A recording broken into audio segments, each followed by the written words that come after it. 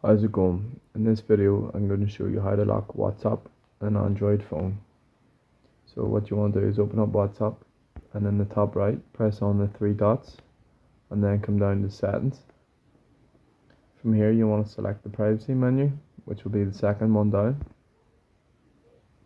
and then scroll down until you find app lock. Press on that and here you can see unlock with biometric, and it says when enabled you'll need to use fingerprint, face or other unique identifiers to open WhatsApp.